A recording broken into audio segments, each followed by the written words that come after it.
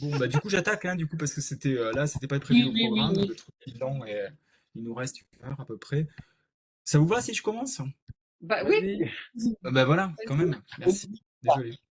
Donc bon, bah du coup vous avez la version un peu artisanale, avec les choses sur le côté, et puis, mais c'est pas grave, d'accord? Je vais le mettre un peu en plus grand, comme ça vous voyez pas mal à peu près, quand même. Très Très bien, bien, c'est très bien. ouais, très Voilà, bien. bah, je suis Jean Deltorne, je suis le pro du pot, le pro de WebEx. Je suis prof de droit accessoirement, mais alors vraiment pas de WebEx, quoi. Mais bon, donc on va parler, alors du coup j'avais prévu brève discussion, mais ça va être encore plus bref que prévu, sur l'impact des Large Language Models, des grands modèles de langage dans le milieu éducatif. Je vais peut-être sauter des slides, ça vous dit, pour pas que ça traîne trop, Oui, parce que vous avez prévu un peu d'histoire de l'IA, mais vous la connaissez maintenant, l'histoire de l'IA, on la connaît oui, par je cœur. comprends. Euh, L'histoire, c'est de dire, en fait, vraiment l'objectif, c'est de dire que ça s'accélère à un certain niveau, avec notamment, malgré des phases d'excitation et de dépression, d'enthousiasme et un peu de démotivation autour de l'IA. Aujourd'hui, on connaît toujours une période d'été. Vous savez que l'IA connaît des saisons. Les hivers, on l'abandonne, on la met au rencard, et puis dans des phases un peu estivale, on s'exalte et on est toujours dans une phase d'exaltation, d'enthousiasme, d'optimisme autour de l'IA et de ses applications, en particulier aujourd'hui avec une dernière phase de développement autour de ce qu'on appelle les IA génératives, c'est-à-dire des modèles d'apprentissage, donc c'est des formes d'intelligence artificielle qui permettent de produire des artefacts, des objets, des sons, des images, du texte, on va parler beaucoup de texte aujourd'hui, et puis, dans la boîte rouge que je mettais autour de 2022-2024, après une longue histoire donc qui commence il y a plus de 70 ans, eh bien, donc des volontés réglementaires, parce qu'il faut encadrer tout un tas d'usages plus ou moins permis, enfin, qu'on souhaite promouvoir et d'autres qu'on souhaite interdire. Donc il y a un règlement autour de l'IA, un règlement européen qui a été voté, et bon, on n'en parlera pas aujourd'hui, sauf si vous avez des questions.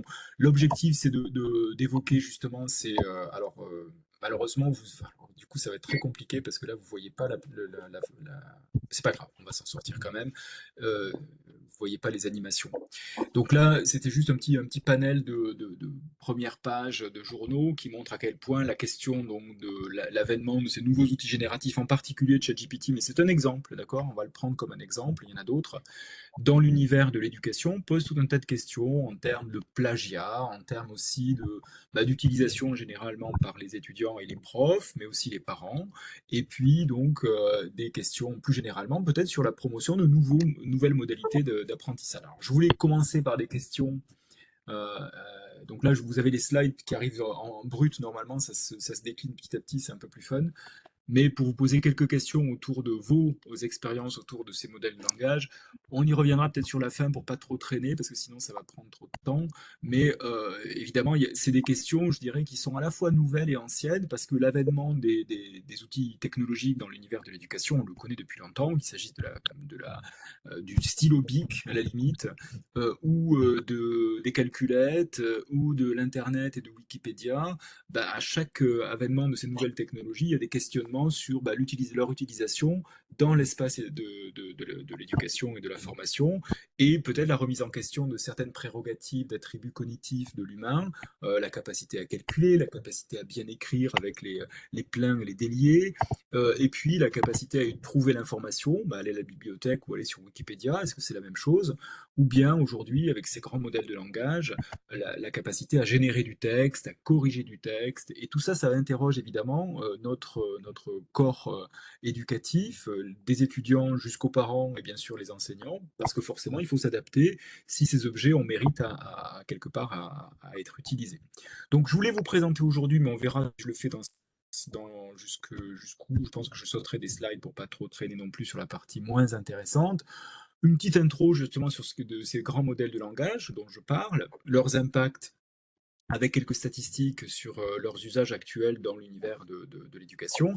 Et puis surtout, mais on va s'attarder là-dessus parce que finalement, je pense que c'est le plus intéressant, bah, des exemples d'applications dans le domaine éducatif avec forcément une recherche d'un équilibre, c'est toujours le cas ouais, avec les nouvelles technologies, entre les risques et les avantages, entre les deux, mon cœur balance. On essaie de trouver un équilibre. C'est pas évident, en fait, parce qu'on est en pleine phase de découverte. Et donc il y a beaucoup d'enjeux aussi expérimentaux en fait où la technologie avance au fur et à mesure des interrogations qui la questionnent, enfin des questions qu'on pose sur elle. Donc c'est une vraie dynamique, je dirais un peu un vrai processus, je dirais en cours d'élaboration. Alors les large language models, c'est le terme anglais, je l'ai utilisé parce qu'il est plus utilisé en général que grand modèle de langage, GML, je n'ai jamais vu cet acronyme. Donc j'utilise LLM pour décrire cet objet, qui est l'objet finalement dont se sert ChatGPT et d'autres outils du même ordre. Hein. Peut-être que vous avez entendu parler de certains équivalents pour produire du texte. Alors, c'est quand même pas inintéressant. Je saute des slides aussi sur les questions, j'avais prévu des questions à vous poser sur la nature de ces objets, parce que finalement, une fois qu'on a compris la nature de l'objet technique, on démystifie l'objet, et puis ça permet plus facilement d'encadrer ses usages, et puis finalement d'être plus critique par rapport à ces applications. ChatGPT, comme plein d'autres outils, donc fait partie de la grande classe des IA, des intelligences artificielles génératives, parce qu'elles génèrent des objets, d'accord. Dans le cas de ChatGPT, c'est basé sur du texte, mais pas que. Maintenant, des images et le son font partie de la famille finalement des modalités dont peut se saisir ChatGPT pour produire des réponses que je dis crédibles, hein, crédibles pour nous, sachant que l'IA dès le départ, dès Alan Turing dans les années 40, puis après les premières phases d'utilisation de l'apprentissage automatique, vise à reproduire des objets créés en général par des humains. Donc la crédibilité des productions de l'IA n'est pas très surprenante, puisque finalement c'est l'objet même de l'IA que de reproduire des objets créés en général par des humains. Donc là il s'agit de texte. On arrive malgré tout, et bien que certains aient pu dire qu'il n'y avait rien d'étonnant dans ces modalités, ces capacités de ces grands modèles de langage à produire du texte, on est quand même passé à un cap extraordinaire, enfin très surprenant avec l'avènement justement de ces dernières générations. C'est pour ça qu'on en parle beaucoup, qu'il s'agisse d'images ou de texte. Il y a quelques années, on n'aurait pas anticipé la possibilité d'avoir des outils tels que ChatGPT aujourd'hui ou Stable Diffusion ou DALL-E dans l'univers des images. Il y a eu un vrai passage à l'échelle et en même temps une démocratisation de ces outils parce que justement ils produisent des choses qui nous semblent utiles et suffisamment crédibles justement pour pouvoir les négocier entre nous, échanger et puis les utiliser.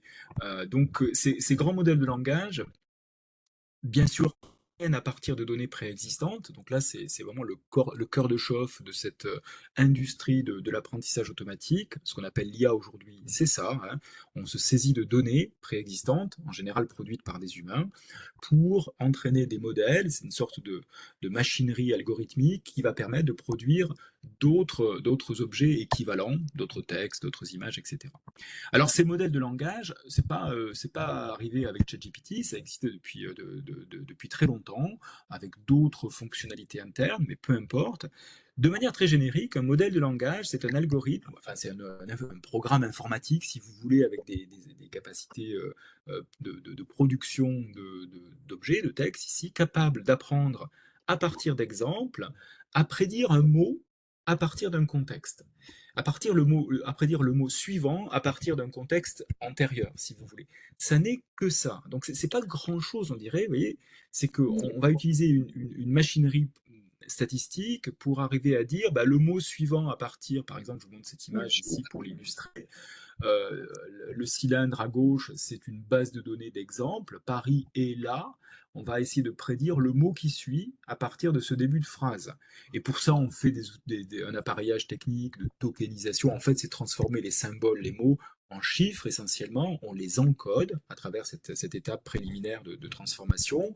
Et puis, on les plonge dans un espace à très grande dimension. Là, je vous passe les détails, c'est un petit peu plus technique, pour ensuite décoder et produire la réponse. Et là, on dirait un mot, je dirais, probable, qui suivrait Paris et là, capitale, ça aurait pu être aussi ville. Et à chacun de ces mots, ville, capitale, alors je ne sais pas, trouvez-en un autre qui vous arrange, là, ici, soyez créatifs, eh bien, à chacun de ces mots, on va mettre une probabilité. Donc, le mot capital, on lui mettrait peut-être une probabilité élevée, peut-être 0,4 par exemple, 40% de probabilité que ce soit le mot capital. La ville, probablement, serait de l'ordre de 0,37 peut-être, donc 37%, etc. Paris est là, souris, par exemple, bah, ça serait proche de zéro. C'est peut-être que ça arrive que des gens aient inscrit une phrase poétique avec cette séquence de mots, mais très peu probable. Donc l'ordinateur va digérer un très très très grand corpus d'exemples et calculer finalement ces probabilités de mots qui s'enchaînent à partir d'un contexte antérieur. Donc vraiment, en fait, un modèle en langage, ça n'est que ça. Ça n'est que ça encore aujourd'hui. Hein. C'est-à-dire que ChatGPT ne fait véritablement que ça. Bien sûr, l'intermédiaire donc de cet encodeur et de ce décodeur, cette manière de négocier les symboles textuels à très grande échelle, font qu'aujourd'hui, bah, cette capacité prédictive est suffisamment bonne pour que, mot après mot, bah, les phrases s'enchaînent à partir d'une requête, d'un prompt, d'une invite qu'on indique à la machine, et à partir de là, la phrase se construit. C'est assez magique. Et véritablement, il y a un effet de stupéfaction, y compris chez ceux qui ont conçu ces algorithmes à cette échelle, de voir que le système finalement produit le texte de cette manière sans finalement aucune autre contrainte que d'enchaîner les probabilités les unes après les autres. Donc la phrase se construit, et ici, effectivement, ChatGPT a été entraîné sur un très très grand corpus. On n'a pas toutes les données parce que est l'objet d'un secret d'affaires, donc on n'a pas les tenants et les aboutissants de toute cette base de données qui a permis d'entraîner ce modèle, mais on peut imaginer que pris tout sans trop discriminer, licitement, illicitement, protégés par le droit d'auteur ou pas. Les livres et les documents accessibles via l'Internet, on les a métabolisés à travers ces modèles, Wikipédia bien sûr, pour fabriquer donc une architecture, un grand modèle de langage capable d'inférer, donc de produire ces termes à la queue leu. Donc, en entrée de ChatGPT, on produit, une fois que l'application a été déployée, un bout de texte, et la réponse n'est que la continuation du bout de texte que vous avez rentré en entrée. C'est assez magique, hein, sans rire. Hein. C'est vraiment un truc qui est assez surprenant. Même si on est habitué à faire du traitement automatique des langues, c'est pas forcément quelque chose qu'on avait imaginé être capable de réaliser des phrases aussi riches, aussi syntaxiquement correctes, que c'est le cas aujourd'hui. Donc, je vais passer sur les aspects techniques que j'avais prévu de discuter un tout petit peu parce que je pense que c'est un peu moins intéressant que les impacts, d'accord? Les impacts, en général, c'est un premier impact à grande échelle d'acceptation par le public, c'est-à-dire qu'on est passé à alors les courbes du bas, vous voyez les trois courbes où il y a une courbe noire, c'est ChatGPT, Instagram, Spotify, ça montre la vitesse à laquelle l'application a été par utilisée par le public. En l'espace de 5 jours, ChatGPT est passé de 0 à 1 million d'utilisateurs. Il avait fallu 75 jours pour Instagram et 150 pour Spotify. Vous voyez qu'il y a eu, ça a marché du feu de Dieu. Et aujourd'hui, ça s'est un peu stabilisé. Si vous regardez jusqu'à décembre 2023, c'est les dernières statistiques que j'ai pu trouver. On a continué. Alors là, vous avez l'échelle a changé un peu. On va jusqu'à 2 milliards. On est monté jusqu'à 1,8 ou 9 milliards d'utilisateurs, de visiteurs quotidiens, donc d'utilisateurs quotidiens de la plateforme. Aujourd'hui, on a 1,6 parce qu'il y a un peu plus de compétition, mais ça reste énorme. C'est 1,6 milliard d'utilisateurs de la plateforme, donc c'est absolument considérable, et c'est un succès qu'on peut dire quasiment sans précédent, véritablement d'ailleurs, de ce type d'application, de ce type de plateforme. Alors bien sûr, succès faisant implique compétition, il y a toute une sorte de phylogénie, de ramification de ces grands modèles à l'origine enfin, de ces productions textuelles.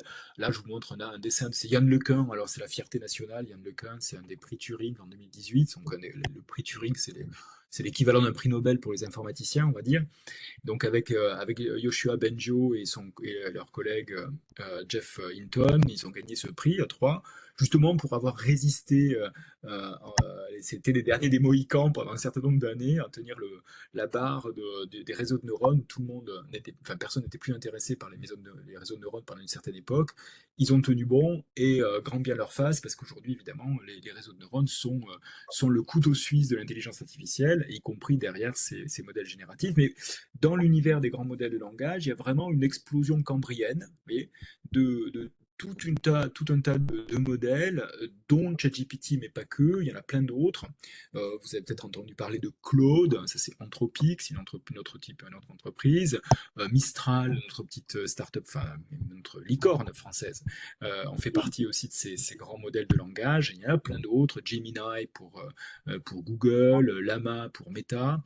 Enfin bref, il y en a de plus en plus, et bien sûr, ils ont chacun des propriétés particulières, mais ils justifient aussi le fait que, bah, d'une certaine manière, on est tous des utilisateurs de ces grands modèles, pas que ChatGPT, mais sous toutes leurs formes. Finalement, vous faites aujourd'hui, vous utilisez l'Internet, vous utilisez des grands modèles de langage. Derrière Google, il y a ça aussi. Et ça explique aussi un petit peu la baisse de régime de ChatGPT, qui reste quand même très très haut, hein, 1,6 milliard d'utilisateurs, c'est massif. Alors qui sont ces personnes? On va arriver à l'école très bientôt, mais juste pour le dire, bah, c'est plutôt des mecs, c'est plutôt des hommes, 56%, 44%. La distribution des âges, c'est plutôt en dessous de 35 ans, 30, 34 ans, 35 ans. Vous voyez, c'est après la distribution baisse, c'est normal, hein, c'est les utilisateurs de l'Internet, c'est les utilisateurs des outils algorithmiques qu'on connaît. Ça n'a rien de très très surprenant, mais ce qui est plus intéressant, c'est d'aller un peu plus loin dans l'équation. Vous voyez que là aussi, dans ce diagramme, il y a plusieurs types d'informations du même type, hein, donc les Gen Z et les Millennials continuent de dominer finalement l'utilisation de ces modèles. Derrière ces modèles, bien sûr, ChatGPT commence à se stabiliser un petit peu, même si ça continue d'augmenter dans cette statistique ici. D'autres IA génératives prennent le relais et globalement, vous voyez, ça augmente, ça augmente, ça augmente. Alors, les usages, l'IA aujourd'hui, d'ailleurs, on parle souvent de technologie à usage général, tellement elle devient transparente. On l'utilise un petit peu partout, hein, véritablement partout d'ailleurs, y compris dans l'univers de l'éducation. Donc là, vous voyez ce diagramme qui vient d'un rapport d'Accenture, montre tout un tas d'exemples d'applications de l'IA générative dans toute notre vie quotidienne. Ça va du bureau, des ventes, des aspects juridiques aussi, où on fait des contrats, par exemple, avec l'IA générative. Dans le milieu médical, on l'utilise aussi. Et puis, vous voyez cette colonne là que j'ai, enfin, cette rangée là que j'ai, comment dire, mise en exergue. Dans le milieu éducatif, où bien sûr c'est une des utilisations importantes aujourd'hui, et importante pour qui? Bah, à la fois pour les étudiants. Vous avez un papier là ici une première page de Guardian, le journal anglais, qui dit que après un sondage, je crois que de l'ordre de 10 000 étudiants qui ont été sondés, disait donc montrer que plus de, je crois que c'est 53% utilisaient régulièrement en fait ChatGPT, et ça c'était déjà il y a quelques mois. Et si je pense les étudiants vous disent que 53% l'utilisent, à mon avis c'est 100%. L'impression que j'ai, je peux vous parler de mon expérience personnelle en tant que prof à l'université. Tout le monde l'utilise, de mon côté en tout cas en droit, et en droit des nouvelles technologies en particulier, c'est absolument évident, tout le monde s'en sert. Une petite parenthèse, mais j'y reviens dans un instant, enfin effectivement avec des risques aussi d'usage, mais je vous le raconterai dans une minute. Donc intéressant, de manière assez intéressante, c'est pas que les étudiants qui l'utilisent, de plus en plus, sinon beaucoup. Il y a peut-être des profs ici dans le panel là avec nous. Bah, on l'utilise aussi, hein, en tant que prof, pour développer des leçons, hein, des cours, envoyer des feedbacks, des retours aux étudiants, écrire des messages, des emails. Moi, c'est des utilisations de ChatGPT que je fais pour corriger, par exemple, mon anglais quand j'ai besoin. Ou changer le registre, par exemple aussi. J'écris un email un peu informel, je veux augmenter le registre parce que je pense que ça sera un peu plus propre, ben, je vais m'aider de ChatGPT, ou inversement, le rendre un peu plus sympathique, ben, je vais donner mon email initial, je vais dire, bon, il est pas si sympa cet email, corrige-le un petit peu pour infléchir le registre, et ça marche très bien, je veux dire. Donc là, c'est intéressant parce que ChatGPT va aussi m'informer des erreurs que j'ai pu commettre en écrivant mon message. Donc j'apprends du vocabulaire, j'apprends des structures. Par exemple, je vais vous dire un truc, ma ponctuation en anglais s'est bien améliorée. Pourtant, je parle couramment anglais. Bah, il se trouve que je fais plein de fautes de ponctuation, sans doute aussi en français, mais je corrige davantage mon anglais que mon français, donc je m'en aperçois davantage. Donc c'est utile pour ça aussi, parce qu'il y a un feedback, un retour de la part de l'algorithme, qui me permet justement de développer un peu ma pratique, ou ma maîtrise d'une langue. Alors, surprenamment, c'était pas si évident pour moi quand j'ai vu ces stats là, de ce sondage qui allait sonder 1000 profs. C'est pas négligeable, 1000, ça commence à être raisonnable. Je m'attendais à ce que le domaine des usages de ChatGPT soit beaucoup plus important dans les domaines scientifiques, je vous dirais pourquoi, que dans d'autres domaines des sciences humaines, par exemple. Et en fait, il n'y a pas beaucoup de différence dans ce pourcentage des professeurs, excusez-moi, c'est en anglais, mais enfin vous comprenez, Ouais. qui vont utiliser ces outils. Donc ça veut dire quand même c'est très transversal et pour continuer sur les statistiques, donc 98%, ça veut dire quasiment tout le monde maintenant, des enseignants utilisent ou ont utilisé ChatGPT. Je trouvais aussi assez intéressant que 80% quasiment approuvent son utilisation. Alors raisonnée bien sûr, il ne s'agit pas de tricher, par les élèves. Donc ça, c'est intéressant parce que ça veut dire qu'on n'est plus dans une phase très initiale. Hein. Il y a encore 1 an et demi, quand on lançait la machine ChatGPT, ici à l'université, on avait des débats. Est-ce qu'on utilise, est-ce qu'on interdit? Et il y avait quand même une bonne fraction des collègues qui disaient on interdit, parce qu'on ne sait pas. Aujourd'hui, en tout cas selon ce sondage, la barrière a été franchie. 80% admettent pouvoir, dans certaines configurations, utiliser donc ChatGPT. Et là en particulier, lorsque les profs ont fait ce petit travail d'instruction, justement, pour indiquer comment utiliser à bonne enseigne, à bon endroit, ces outils. Bien sûr, on ne veut pas tout et n'importe quoi, on veut essayer de canaliser les énergies pour que ça soit positif. Donc, le fait est d'ailleurs, la statistique du Guardian l'indiquait, euh, mais la pratique personnelle me dit en fait que tout, et qu'en discutant avec mes élèves qui sont plutôt vers la fin en fait des études, donc master 2 et doctorat, tout le monde utilise peu ou prou. Enfin, c'est pas tout, on n'utilise pas tout le temps, bien sûr, mais il y a quand même une maîtrise de l'outil et ça, c'est aujourd'hui avéré. Donc, il va falloir faire avec, hein, bien sûr, alors même que plus de 2 tiers des institutions, des écoles, des universités n'ont pas encore de politique déontologique, de charte hein, spécifique qui adresse spécifiquement ou qui viennent justement essayer d'encadrer de manière plus directe l'utilisation de ces objets, ChatGPT et d'autres. Parlons maintenant du cœur de la discussion, même si je vais un petit peu vite et il faut me couper, hein, d'ailleurs, il ne faut pas hésiter parce que sinon j'y vais là. Les grands modèles de langage dans l'éducation, que faire, hein, sachant que finalement c'est déjà là. Voilà. Alors, c'est plus le moment de dire on abandonne, hein. On dit on met la barrière à l'entrée, c'est fini. C'est dire les Turcs ont débarqué, excusez-moi, il n'y a pas de Turcs dans les. Enfin, on s'en fiche, mais vous voyez, c'est les invasions barbares, là, ils sont déjà là. Donc, comment on fait avec ces objets technologiques qui font déjà partie des outils à disposition de tout le monde, bien sûr, mais déjà utilisés, on l'a vu avec les stats, là, par les étudiants et par les éducateurs. Alors bien sûr, on va essayer de trouver un équilibre pour que promouvoir les bons usages et essayer d'empêcher les mauvais. Qui est concerné? Je vais dire tout le monde, pour faire vite, hein, étudiants, enseignants, parents, absolument, mais aussi les employeurs qui vont aussi négocier, quelque part, c'est un domaine relativement incertain par rapport à d'autres notions qu'on ne viendra pas discuter ce soir, mais qui sont afférentes. Bien sûr, on veut des gens qui maîtrisent hein, les bons outils, pour être productifs dans l'univers du travail. Les politiques qui vont devoir éventuellement réguler, ça a déjà été un peu le fait de ces règlements européens sur l'IA, mais pas trop. Et puis les citoyens, parce que aussi ça va forger peut-être notre esprit critique, notre esprit citoyen, notre capacité aussi à nourrir la démocratie d'un débat riche je dirais, pluriel. Donc là, ça va être une vraie question, je pense, très importante à l'avenir, justement, du rôle de des nouveaux outils dans le débat public. Les enjeux, ils sont éthiques. Alors la roue que vous avez, elle indique tout un tas d'enjeux, mais c'est illisible, c'est trop petit. Éthique, bien sûr, parce que la moralité, le caractère moral, même si éthique et morale, ok, à la marge, mais vous voyez ce que je veux dire. Éthique, parce qu'il y a des notions de biais, de reproduction peut-être, de tendances et de préjugés inscrits dans nos sociétés par ces modèles qui se nourrissent hein, des textes qu'on leur a donné à absorber.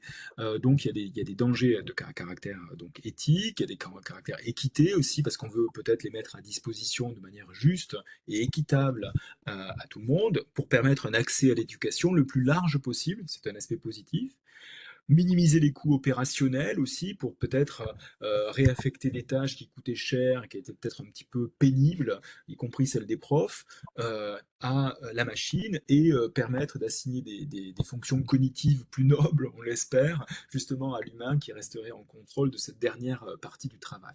Donc il y a des enjeux assez variés. un public très large, et bien sûr, il va falloir faire attention à négocier à la fois justement les avantages et les inconvénients. On va commencer par certains risques, mais vous pouvez imaginer que vous les connaissez déjà. Euh, le premier, c'est celui que j'ai déjà énoncé à l'instant, donc le fait que, puisque ces modèles s'imprègnent d'une certaine manière, intègrent, oula, j'ai fait une faute de français, intègrent et relaient finalement du matériel textuel qui leur a été donné à absorber, ils risquent justement de promouvoir de la même manière des biais. Des biais, c'est le terme anglais, mais c'est des préjugés, on va dire, contenus dans les sources. Donc, il y a ça d'un côté, il y a les sources qui contiennent déjà des biais misogynes, des biais de genre. Vous voyez, quand vous dites nurse en anglais, donc infirmière, c'est traduit infirmière en français, alors que ça peut être infirmier, donc le terme anglais n'est pas neutre. La traduction française va biaiser vers la femme plutôt que vers l'homme. Pareil, CEO, en anglais, ça va être traduit par patron et pas patronne. Enfin, vous voyez, on va genrer d'une certaine manière. C'est des biais d'un certain type. Vous avez des biais raciaux, bien sûr, dans tous les sens, et etc., etc. Donc, tous ces biais-là, on voudrait non pas les amplifier, mais s'en prémunir. Et il faut être très prudent, justement, quand ces grands modèles de langage deviennent des outils de facto, hein, des outils qui s'imposent à nous, parce que justement, ils peuvent contenir un certain nombre de biais, pas que simplement des sources.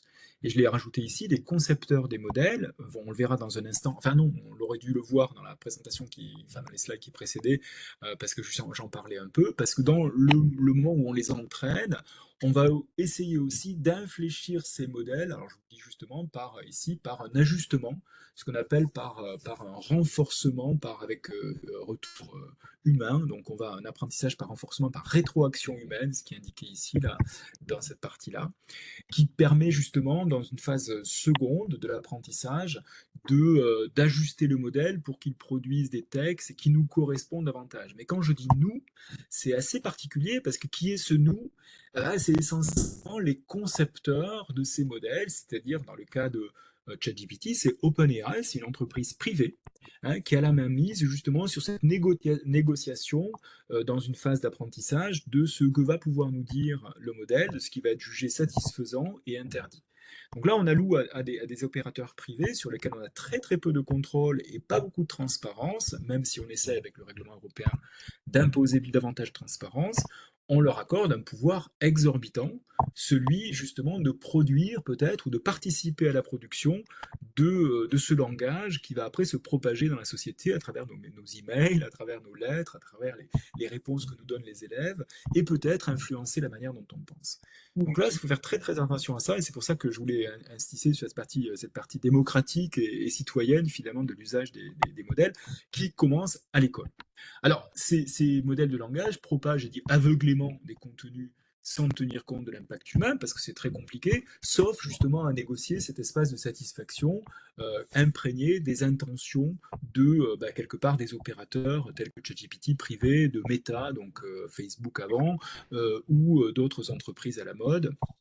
Eh bien, donc voilà, il n'y a pas beaucoup d'entreprises publiques, il n'y en a pas quasiment. En fait, à l'échelle du monde, il y a eu quelques tentatives en Europe de réunir nos forces avec quelques projets Big Science et Bloom, par exemple, pour fabriquer des grands modèles de langage, mais ça n'a pas pris. L'effort était très noble, mais on n'y est pas arrivé. Aujourd'hui, c'est les opérateurs privés qui ont quasiment la main mise sur le domaine. Il va falloir être très prudent et le droit, je l'espère, sera capable justement de quelque part d'encadrer ces usages. Alors, un autre risque, en bleu ici, c'est les hallucinations. Vous avez sans doute entendu parler du terme. Hallucination dans le cadre des modèles de langage, ça veut dire que ces objets-là vont produire du texte qui ne correspond pas exactement à ce qu'on attendrait qu'ils produisent. Le problème, effectivement, c'est que ces modèles de langage ne sont pas capables d'évaluer très précisément la valeur, la véracité de leur production. Donc ils sont dans une espace probabiliste, je vous l'indiquais très rapidement au début, on produit du texte à la queue leu, mot après mot, quasiment, en calculant la probabilité d'un mot qui satisfasse à des contraintes contextuelles d'un texte antérieur. Donc c'est une vision très probabiliste, très statistique du monde, pas du tout liée à une vérité. D'accord. Il n'y a pas une vérité, c'est vrai, c'est faux. Entre là, il n'y a pas de flou, on va dire, même si en vérité c'est souvent compliqué. Mais le système avance de manière très statistique et donc génère des textes des textes qui sont syntaxiquement corrects. Il y a très très très peu d'erreurs en anglais, il y en a dans d'autres langues, mais pas en anglais, rarement, enfin en tout cas. Mais par contre, il ne s'agit pas d'une vérité intrinsèque de la sémantique du contenu, ni du contenu pratique du texte, de la praxis. Donc là, on est dans un régime de la vérité qui échappe finalement au contrôle du modèle lui-même. Il ne sait pas ce qui est vrai et faux, il sait ce qui est statistiquement, syntaxiquement correct. Donc il fait son job, mais il n'est pas capable forcément de vérifier sa production parce qu'on ne l'a pas contraint sur cette base-là. Vous voyez, on lui a juste dit, bah, produit du texte, à la queue leu, mot après mot, et voyons ce que ça donne. Et ça marche. Donc on est déjà très content d'arriver à faire ce qu'on fait. Mais par contre, il va falloir ajouter des couches supplémentaires, si c'est important pour nous, pour nos sociétés, pour valider les productions. Alors pour les élèves en particulier, c'est véritablement une production que je considère indiscriminée, c'est-à-dire qu'on va dans tous les sens. Bien sûr, il y a des tentations de plagiat. Moi, j'ai eu des cas avérés déjà d'étudiants en master 2, voire dans des cours plus avancés encore, qui ont plagié de manière complètement éhontée. C'est compliqué parce qu'il faut le prouver. Quand on est prof, c'est la galère, hein. Quand on veut démontrer qu'il y a un plagiat, il faut vraiment s'accrocher, c'est pas facile. Même si on le voit comme le nez au milieu de la figure. Ben, ça ne veut pas dire que parce qu'on le sent, qu'on est capable de le prouver. Deux choses différentes. Pour les juristes entre nous, vous savez que c'est pas la même chose, évidemment.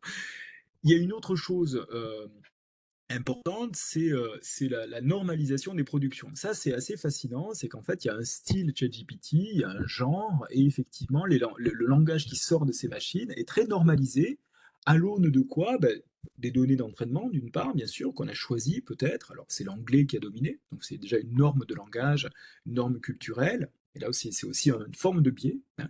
Et puis aussi, une normalisation via ces mécanismes de réapprentissage, que j'appelle l'apprentissage par renforcement, par rétroaction humaine, où là, on a normalisé la langue de manière politiquement correcte. Par exemple, parce qu'on n'a pas voulu que votre machine produise des textes ultra-violents ou pédophiles. Ça fait peur à tout le monde, ces trucs-là, hein. Par contre, quand c'est contrefaisant du point de vue du droit d'auteur, c'est moins grave, enfin, ça incite moins à la crainte, mais il y a certaines catégories de langage qu'on veut éviter absolument, parce que ça fait pas très marketing, ça fait pas vendre le software d'OpenAI. Donc ça, c'est des questions de normalisation qui sont extrêmement importantes, alors, beaucoup dans l'univers artistique, mais aussi dans l'univers commun, parce qu'on veut, dans nos sociétés démocratiques, maximiser le pluralisme des voix, bah, pour quelque part qu'on fasse action de cette intelligence collective et pouvoir s'en saisir pour évaluer de manière critique bah, quelque part l'état de nos sociétés. On veut avancer comme ça de conserve à la même vitesse et de concert tous ensemble pour justement que toutes ces voix puissent se manifester. Si la plupart des voix sont éliminées par le filtrage de OpenAI ou de Meta ou des uns et des autres qui considèrent que justement c'est pas une voie autorisée, c'est une voie risquée, on perd ce registre et on perd une richesse peut-être à la fois culturelle, intellectuelle et peut-être un moyen de quelque part de promouvoir notre esprit démocratique. Une trop grande dépendance à la machine, c'est hyper important aussi parce qu'on ne veut pas être complètement délégué à ces outils, finalement, certaines de nos capacités cognitives, hein, on veut justement au contraire les maintenir et les réactiver. Donc il va falloir être très prudent dans cette négociation de ce qu'on donne à la machine. Bon, évidemment, je n'ai pas mon téléphone avec moi, mais bon, je ne retiens plus du tout un numéro de téléphone comme vous, j'imagine, vous en avez quelques-uns en tête peut-être encore, mais pas beaucoup. Avant, je dirais il y a 25 ans ou 20 ans, on avait tout un arsenal de chiffres qui se baladaient dans nos têtes, on était capable de mémoriser le numéro de téléphone de mamie ou de nos parents. Aujourd'hui, beaucoup moins. Donc, une partie de notre, je sais pas, c'est l'hippocampe, ou j'en sais pas l'hippocampe, j'en sais rien quelle partie de la tête s'occupe de la mémoire, bah, quelque part a été déléguée nos disques durs et nos mémoires virtuelles sur nos plateformes diverses et variées. Bah, il ne faut pas en dépendre trop quand il s'agit de notre mécanisme décisionnel ou créatif. Donc là, je pense qu'il y a un registre de la délégation des fonctions cognitives qu'il va falloir bien penser tous ensemble pour pas se gréver, pour pas s'empêcher, nous, de continuer à exister, à innover, à créer, à critiquer, à être libre, au fond, intellectuellement, avec ces outils. La perte de l'esprit critique, bon, j'ai déjà dit finalement, et puis il y a tout un tas de problèmes afférents, je ne vais pas revenir là-dessus parce que c'est des problèmes plus juridiques, autour de la confidentialité. Alors, c'est vrai que pour nous, on a prof en particulier, puisqu'on va parler de l'enseignement, c'est un vrai enjeu. Je vous parlais des étudiants qui ont plagié, bah, je le voyais, mais je ne pouvais pas le démontrer. J'ai fait des outils, je me suis amusé à faire quelques petits outils pour essayer de leur faire peur essentiellement, en disant, bah voilà, si je pose une question en cours, un examen, et si vous faites l'examen à la maison, par exemple, comme ça arrive parfois, ils travaillent à la maison, je serai capable d'envisager la variété de vos productions en orange, si à partir d'une production que vous me proposez, et les réponses qu'aurait pu donner un modèle de langage en bleu, par exemple, ChatGPT. Si ces deux nuages de couleurs s'intersectent trop, ben, ça serait une indication que peut-être il va falloir que je regarde plus précisément à cette proximité potentielle entre un langage qui semble ressembler très fort à celui qu'aurait pu produire ChatGPT. Alors pourquoi? Parce que finalement, dans cet univers des langages, ChatGPT a aussi un style, des mots typiques, des syntaxes typiques, des constructions de réponses avec des bullet points, enfin je sais pas comment dire, des bullet points, Ouais. vous voyez ce que je veux dire? Oui, oui, oui, oui. Euh, Vous et, avez euh, né, les alinéas, voilà, et puis à la fin il conclut, il y a toujours un petit truc de rassurant, à la fin, en conclusion, je vous fais la synthèse de ce que je viens de raconter. Alors, j'ai eu des cas où les étudiants, pourtant pas bêtes par ailleurs, mais ont fait du copier-coller quasiment en enlevant en tant que modèle de langage, voici ma réponse. Donc ils ont fait l'effort d'enlever cette, merci pour moi, d'enlever cette première phase, mais ils ont gardé tout le reste, ce qui était un peu gênant pour eux, j'étais pas très content, mais bon, j'ai dû faire avec, et à l'époque, c'était il y a plus d'un an, j'avais du mal encore à démontrer ça. Aujourd'hui, on commence à voir se développer un certain nombre d'outils. ChatGPT, OpenAI et d'autres modalités de production de langage de ce type-là réfléchissent aussi à des manières d'instiller des signaux filigranés, je dirais la stéganographie, on appelle ça, donc de cacher un signal dans un signal pour qu'on puisse savoir si le texte a été fabriqué ou pas par un modèle de langage.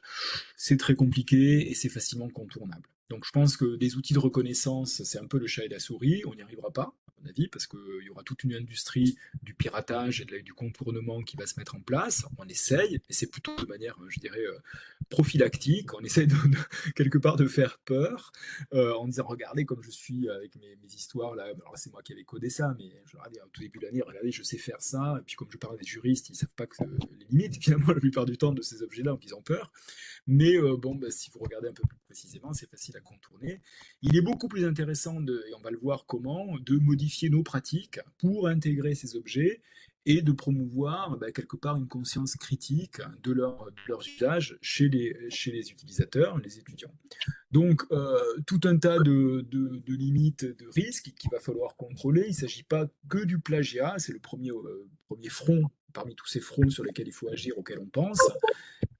C'est véritablement, je crois, dans le registre des critères d'évaluation de qu'est-ce qu'on veut faire avec nos étudiants aujourd'hui, comment les équiper intellectuellement avec ces outils pour pouvoir les utiliser à bon escient, justement, dans une catégorie d'exercices, d'exemples, de cas pratiques qui les utilisent, hein, encore une fois, ce qui ne les exclut pas, bien au contraire, qui les intègre, pour les utiliser aussi dès les cours, pas forcément au niveau de l'examen, mais vraiment comme comment dire, des aides hein, finalement à la pédagogie. Et on va voir quelques exemples, mais aussi promouvoir véritablement la transparence. Si vous l'utilisez, dites-moi que vous l'avez utilisé. C'est pas interdit, mais je veux savoir à quel niveau vous avez fait valoir votre voix personnelle qui est celle qui m'intéresse. Et moi, je pense que c'est très important aussi de valoriser la voix des individus en disant que finalement, bien sûr, c'est un outil. On ne va pas interdire la calculette aujourd'hui, ce serait compliqué.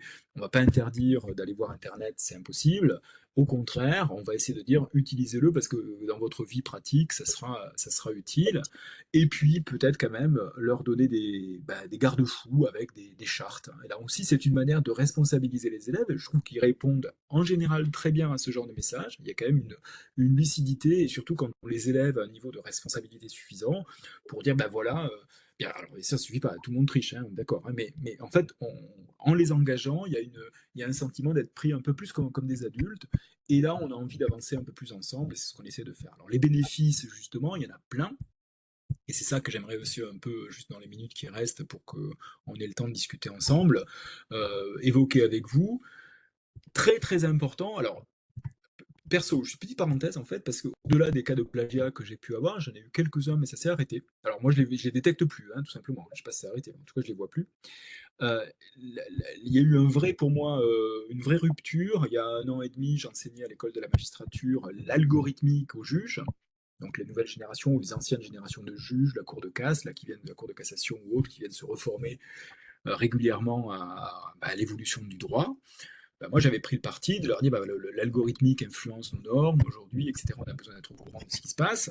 Et puis, je vais pour rigoler, on va pas pour rigoler, en fait, parce que je pense que c'était vraiment utile, on va apprendre à coder ensemble. Alors, il y a 4-5 ans, on apprenait vraiment du Python, à coder, on faisait les petits algorithmes, et puis un peu d'intelligence artificielle à la papa, je dirais, un peu à l'ancienne.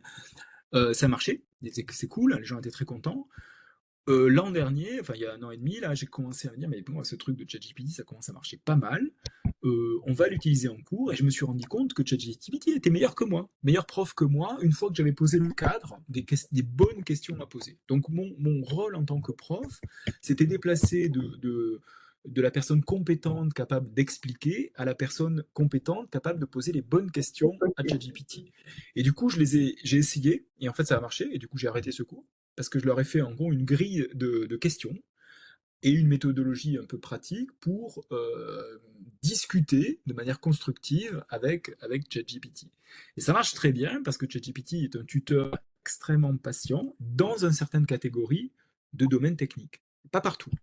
Dans l'informatique, c'est tip-top à un certain niveau. Vous voyez, un premier niveau de où vous débutez, bah, ça va marcher extrêmement bien. Pourquoi? Je le rappellerai dans un certain domaine, mais vous l'avez dans la colonne de droite. Là, tous les domaines applicatifs ne sont pas égaux. En Python, en langage informatique, on va pouvoir tester la réponse, parce qu'on va pouvoir la compiler ou l'interpréter. Ça veut dire que si ChatGPT hallucine, on va le voir, parce ça va planter. On pourra, de manière très très objective, valider ou invalider la réponse du modèle d'inférence. C'est pas le cas en littérature. Si la réponse de ChatGPT est complètement fantasmée, ça va être compliqué de compiler la réponse pour s'assurer que c'est vrai ou faux. Dans le domaine de l'informatique, c'est possible. Dans des domaines plus techniques, c'est possible, mais pas partout. Donc là, on voyait que c'est vrai. Dans le domaine des langues, ça peut être très utile pour l'apprentissage des langues à un certain niveau. Par exemple, pour pratiquer mon allemand qui n'est pas très bon, bah, c'est cool. Par contre, ma femme est hongroise et mon hongrois est malheureusement assez naze. Bah là, ça marche pas bien parce que le hongrois est une petite langue. La base d'apprentissage n'a pas été très suffisante, peut-être, pour faire que le modèle se nourrisse de suffisamment d'exemples pour produire un langage raisonnablement correct. Bien sûr, c'est pas à mon petit niveau de hongrois, ça marchouille, mais très vite, il fait des erreurs, et moi, je suis pas forcément capable de les identifier en tant qu'erreur, donc finalement, mon apprentissage va être dicté par un tuteur pas forcément compétent. Donc il faut être très très conscient de ces domaines applicatifs dans lesquels les systèmes sont compétents et d'autres dans lesquels il faut être très prudent et au contraire activer notre esprit critique. Alors bien sûr, c'est un accès à des connaissances démultipliées parce c'est ChatGPT et autres se sont nourris d'un univers très vaste. Imaginez qu'ils ont absorbé tout Wikipédia. Donc en principe, il y a ça aussi comme base de référence. Par contre, bien sûr, comme ils ne savent pas dire encore très précisément de ce qui est faux, il faut être très prudent dans la valeur qu'on accorde à ces productions. Donc là, c'est un des exercices qu'on verra ensemble, justement, c'est comment gérer en fait cette hallucination. Pour les enseignants, ben, je vous l'ai dit, c'est un outil pour développer du matos, du matériel, multiplier des exemples, s'inspirer de cas pratiques. Moi, je l'utilise très souvent, même pour faire des examens. Ça ne veut pas dire que je m'arrête là, et je suis complètement honnête avec vous. Je l'utilise très souvent, c'est pour dépasser la page blanche. Comme il faut que je fasse 3 examens avec la même cohorte d'étudiants en master 2, parce qu'il en faut 3, parce qu'il y aura un rappel, un examen de rattrapage et tout ça, ben c'est un acte créatif, avec un examen de 6 heures ou de 4 heures, bon, ben faut pondre. Parfois, j'ai pas d'inspiration. Bah, je vais essayer de tâter le terrain en posant des questions à ChatGPT, peut-être, pour justement lancer la machine. Et parfois, c'est arrivé, donc pas systématiquement, je vais être honnête aussi, mais ça peut arriver il me lance une piste, je me dis, ah tiens, c'est marrant, j'avais pas pensé à ça. Et ça vient catalyser un processus d'écriture, d'examen, par exemple, pour un cours ou autre. Alors, je l'utilise rarement, bien sûr, pour autre chose que ça, parce qu'après, on en connaît véritablement facilement vite les limites, mais c'est pas forcément inutile. Aussi, pour développer une variation sur le même thème, par exemple, vous avez un cours et vous voulez adapter à différents niveaux, par exemple, ce cours, ou à différents comment dire, des domaines d'intérêt peut-être de vos étudiants. Bon, des étudiants qui vont préférer, je ne sais pas, le sport par exemple, vous avez des sportifs dans la classe, vous pouvez facilement infléchir un problème en lui assignant, on le verra dans un exemple d'ailleurs tout à l'heure, une application sportive, par exemple, ou scientifique, ou artistique. Donc là, ça c'est très facile, en général ça marche assez bien aussi. Si vous avez une base d'exemples et vous demandez justement à ChatGPT de d'infléchir les domaines applicatifs dans lesquels votre exemple s'inscrit. Pour les parents, bah, c'est une ressource informationnelle et puis c'est un assistant neutre, je dirais. C'est pas le prof, il n'est pas à la maison, c'est pas le tuteur, ça coûte trop cher, mais ça peut être aussi utile pour venir quelque part négocier la relation avec l'enfant. On a compris avec Covid à quel point c'était parfois lourd et compliqué justement de négocier ce type d'usage. Alors aujourd'hui, il y a plein de comment dire, de documents en fait qui se sont chargés de nous donner en fait cette, de nous instruire de cet espace d'application possible. Là, c'est un document de l'UNESCO assez récent aussi dans lequel dans le domaine de l'éducation, enfin universitaire, on vient indiquer un certain type d'usage. Alors, on ne va pas les passer tous ensemble, vous les aurez dans les slides si vous voulez voir. Quelque part, ça peut être un tuteur personnel, ça peut être un genre de coach, par exemple. On peut entrer véritablement en dialogue avec ces systèmes, on va le voir aussi dans un instant. Et là, il y a tout un tas d'usages qu'on est en train d'appréhender. Vous voyez, une liste relativement longue, sans lire, c'est pas la peine, mais juste pour dire qu'il y a beaucoup de types d'applications entre l'application qui va nous motiver, celui qui va nous permettre d'explorer davantage, de poser des questions éventuellement nouvelles, ou de répondre progressivement, de manière itérative et très patiente, encore une fois, ce qui est important, et à la fois avec une certaine qualité pédagogique. Il ne faut pas le nier ça aussi, enfin leur nier ces qualités à ces systèmes, c'est qui véritablement, si on pose les bonnes questions, ils permettent de s'adapter au bon niveau.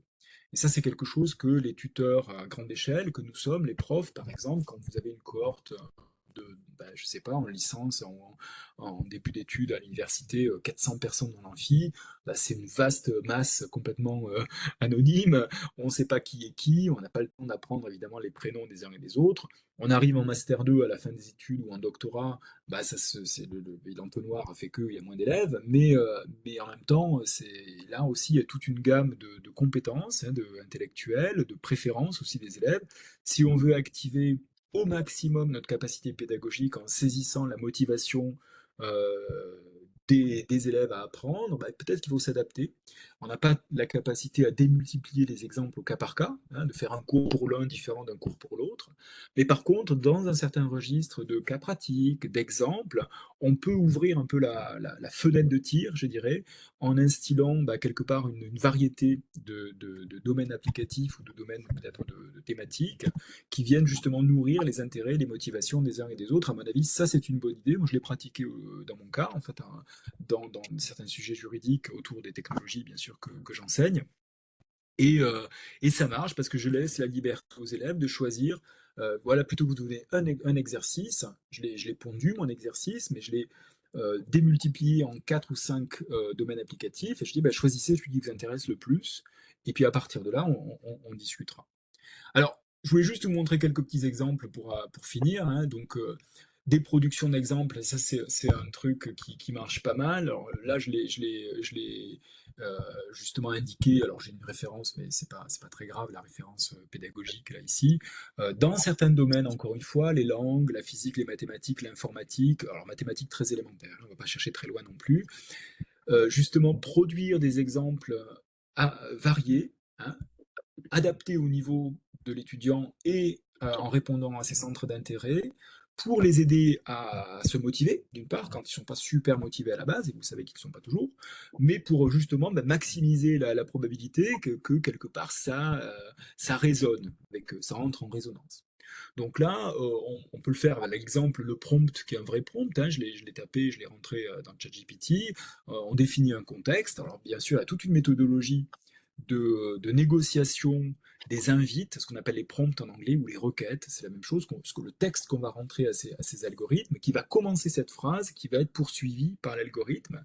Et là, je lui dis, je négocie d'abord un contexte, je suis un enseignant en informatique, par exemple, c'est pas mon cas, mais imaginez, vous êtes un enseignant d'informatique, et je lui demande de proposer plusieurs exemples pour illustrer une notion de boucle dans un langage particulier, Python, destiné à un public de débutants spécialisés dans le domaine de l'apprentissage des langues. C'est des gens qui vont être profs de langue, et c'est un cours d'introduction à l'informatique. Voilà l'invite que j'ai donné, et puis la réponse qu'il me donne, ben voilà, il me dit, alors il me donne, je lui ai demandé de m'en donner plusieurs, hein, donc là j'ai pas été j'ai lancé la machine, bah, il me dit voilà un premier exemple sur la boucle fort, donc peu importe si vous ne connaissez pas l'informatique, c'est pas grave du tout, mais vous voyez, il me donne un exemple de code informatique qui fonctionne, que je peux compiler, très simple évidemment, qui est un premier bon exemple pour lancer finalement la discussion autour de cette notion de boucle.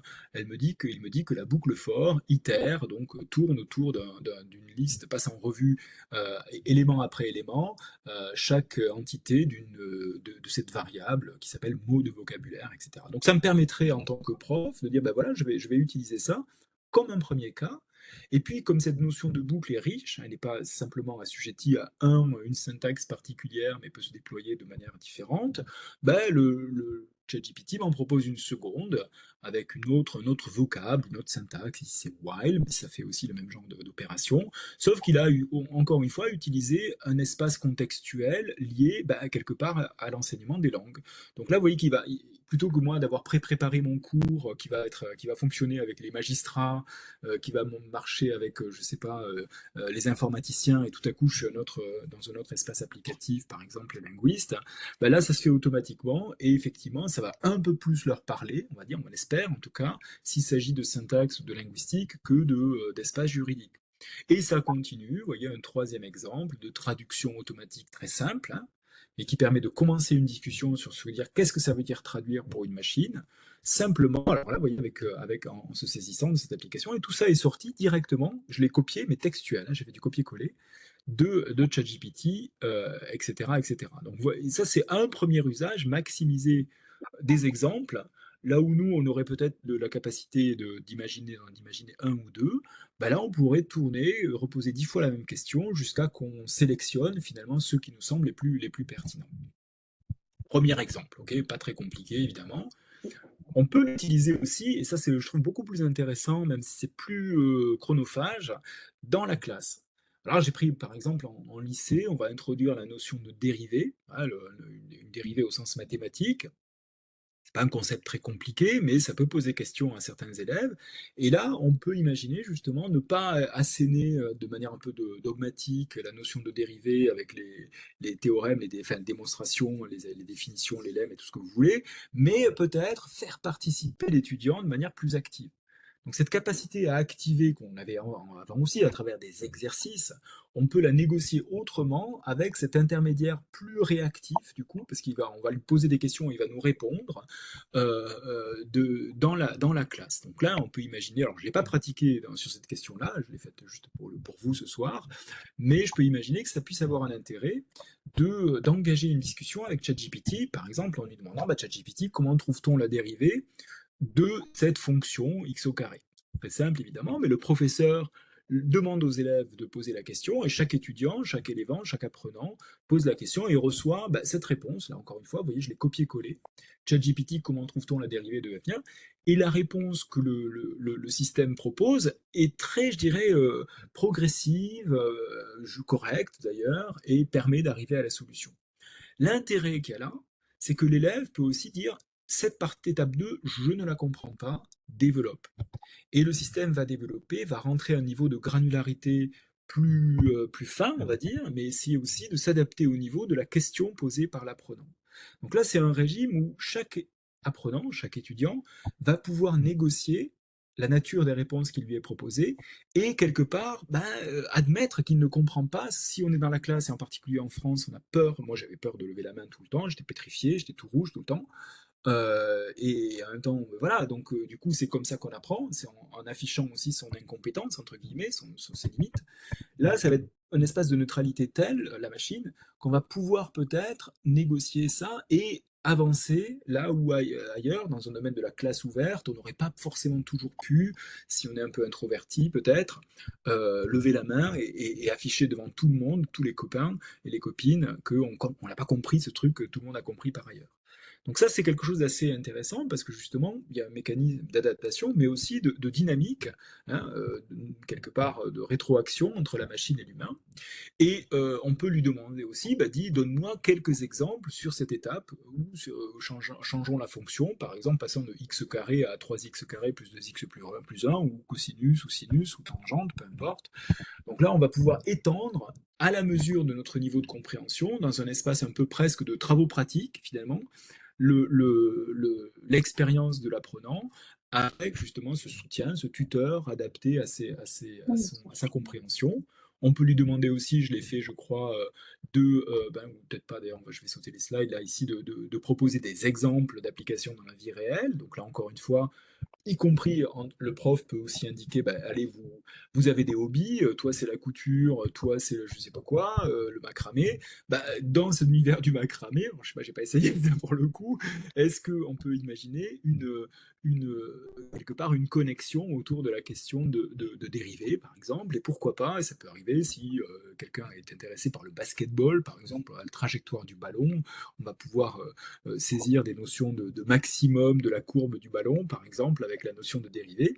Et puis aussi très très très utile aujourd'hui, et je crois que ça va être aussi quelque chose qui se développera très très fort dans les années à venir, dans le domaine où c'est justifié, hein, en particulier les maths, la physique, mais pas que, hein, les applications textuelles aussi, ça peut être le cas, de traduire ça en langage informatique, parce que c'est un langage de plus, ça nous permet de faire des choses, et faudra, j'espère en tout cas, qu'on pourra s'en saisir de manière la plus naturelle possible. Donc on pourrait dire maintenant à ChatGPT, maintenant que j'ai à peu près compris de quoi il s'agit, bah, essaye de me faire un petit code, un petit programme qui va me permettre de jouer avec la notion de dériver à travers cette interaction informatique. Et là, bah, voilà, il me fait tout de suite un petit résumé en Python en utilisant une bibliothèque, donc un espace de fonctionnel, enfin, précodé pour moi, mais qui va me permettre d'utiliser la notion de dérivée, encore une fois, de manière interactive. Donc là, vous voyez, on devient non plus des apprenants passifs, mais c'est une invitation supplémentaire à venir nourrir la classe de ces questions, finalement, et puis peut-être se saisir aussi de l'outil comme un activateur d'interaction avec le concept, hein, le concept de dérivé. Voilà, deuxième exemple. J'avais un troisième. Alors, j'aime bien. Alors, celui-là, bien sûr, moi, il ne faut pas me lancer là-dessus, mais ni l'équipe ici, parce qu'on est tous intéressés par ça. Mais je crois qu'il y a peut-être aussi un truc intéressant, et ça marche. Je l'ai fait pour le coup, je l'ai fait en droit, ça.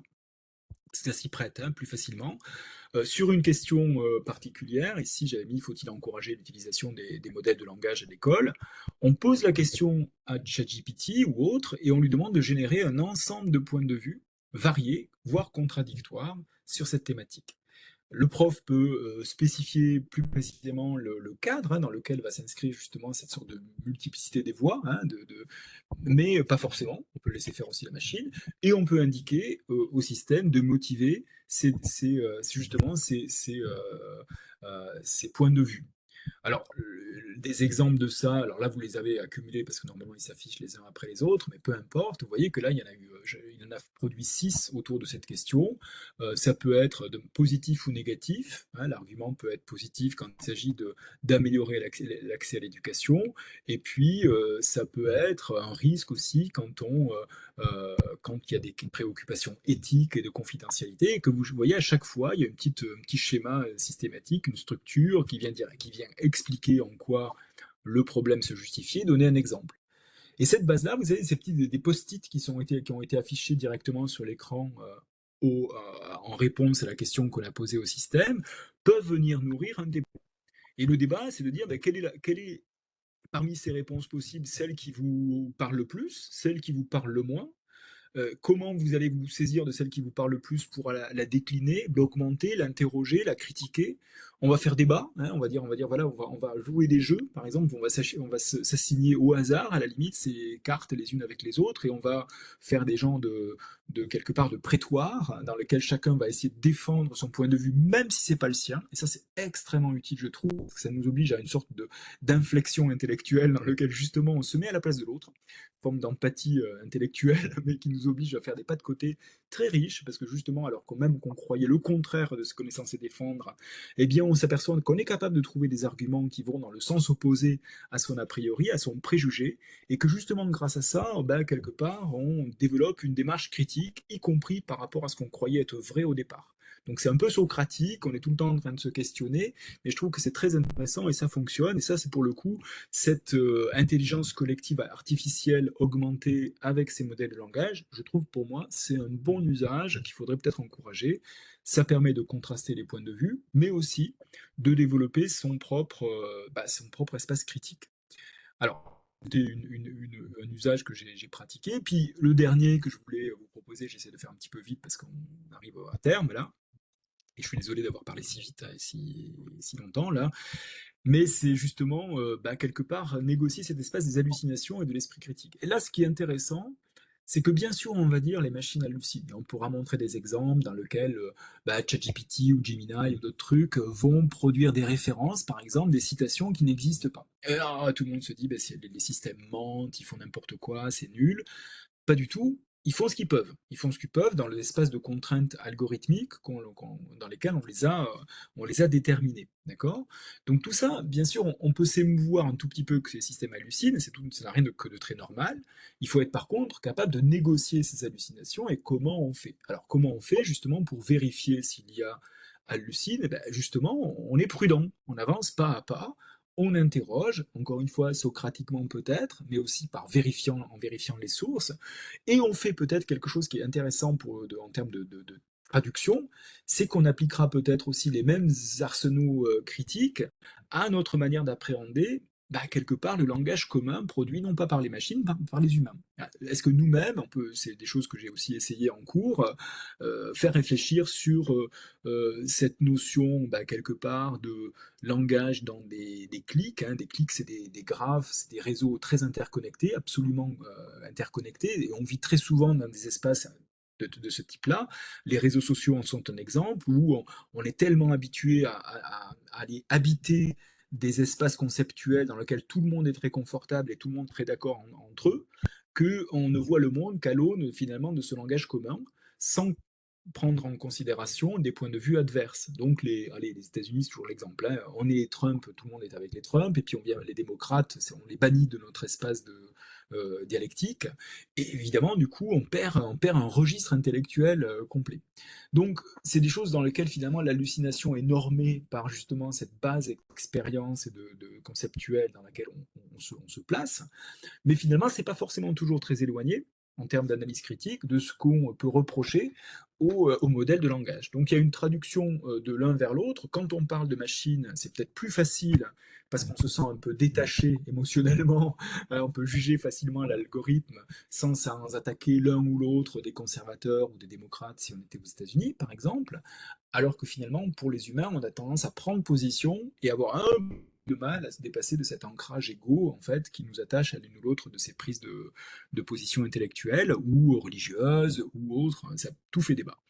Donc ça, c'est la reproduction et amplification de nos préjugés. Finalement, c'est aussi un moyen d'utiliser la machine comme un marchepied, un tremplin pour mieux se penser nous-mêmes et puis faire face justement ces tendances très naturelles de l'humain.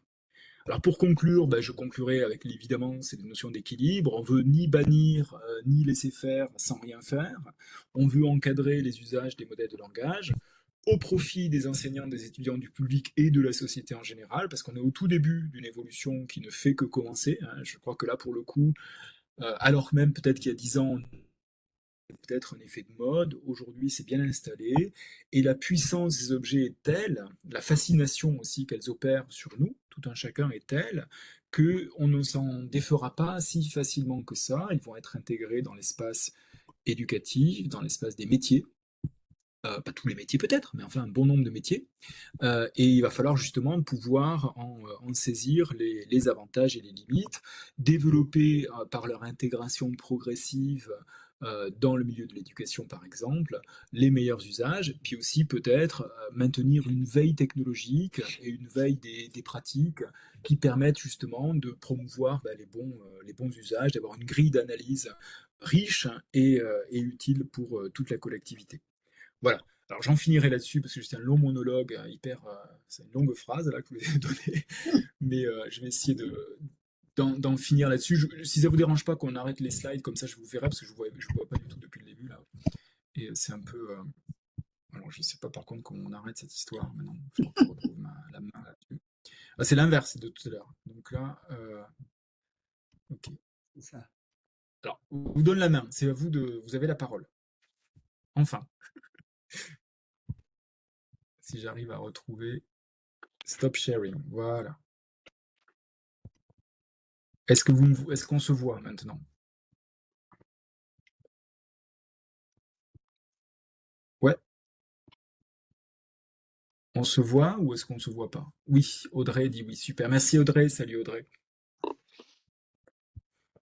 Voilà. C'était ce que je voulais vous présenter autour de l'IA dans l'éducation, enfin des modèles de langage. Et je ne sais pas si on peut échanger un tout petit peu là-dessus, si ça vous intéresse, hein, si vous avez le temps. Est-ce qu'il y a Sylvane, allez-y, hein, prenez la parole. Hein, vous avez. Alors, par contre, le Alors, son, voilà, super. si vous m'entendez? Vous m'entendez? Mhm. Merci Jean-Marc pour cet exposé qui est absolument passionnant, très pédagogique et passionnant, et qui est un peu exemplaire de ce qu'il faudrait faire, je pense, sur le sujet, puisque tu as commencé, même si tu n'as pas totalement développé, mais tu as commencé par expliquer comment cet outil-là fonctionnait. Mhm. C'est quoi il y a sous le capot de la machine, dans l'algorithme, et comment il fonctionne. Bon. Donc, à partir de là, les choses deviennent fluides et claires. Alors, là-dessus, moi, je m'interroge sur deux aspects. Le premier aspect, ben, tu l'as dit, c'est que c'est un outil remarquable, mais ce n'est qu'un outil. Et on ne prend pas un marteau pour visser un clou, donc on ne prend pas systématiquement ChatGPT pour tout faire en étant comme comme De Gaulle dénonçait vis-à-vis de l'Europe, ChatGPT, ChatGPT, ChatGPT. Donc il faut vraiment avoir une vision très critique de ce qu'on est en train de produire, et je crois que c'est vrai pour ça, et c'est vrai pour toute la technologie. Mhm. Bon, ça c'est une remarque. La question que je me posais par rapport à l'éducation, c'est euh, euh, c'est absolument passionnant parce que je pense que ça peut aider absolument tous les élèves, y compris ceux qui sont en grande difficulté. Mhm. Mais ce que je crains actuellement, c'est que précisément ça fasse exactement l'effet inverse. C'est-à-dire que les professeurs, je parle des professeurs de l'école primaire et éventuellement du secondaire, sont absolument pas formés à ça pour le moment. Mhm. Le temps de les former, il y a le flux et il y a le stock à former, ça prend du temps. Et cet outil-là, il est, tu l'as dit, déjà implanté chez 1,6 milliard utilisateurs. Donc, ma crainte, c'est est-ce qu'on n'est pas en train, avec cet outil, de se retrouver dans le même cas qu'avec les réseaux sociaux actuellement, c'est-à-dire que les inconvénients vont l'emporter sur les avantages pour les populations qui n'ont pas Mhm. le niveau d'éducation que tu as toi ou qu'on a nous et qui nous Mhm. permet assez instinctivement de prendre de la distance vis-à-vis de ça. Donc je voulais savoir un peu comment Bah, ouvrir le débat là-dessus. bah, je pense qu'effectivement, moi, j'ai pas la réponse, Sylvain, tu as raison, en fait. Donc, c'est un risque très important dont il faut se prémunir. Il existe, je veux pas monopoliser la parole derrière, là, donc je vais faire vite.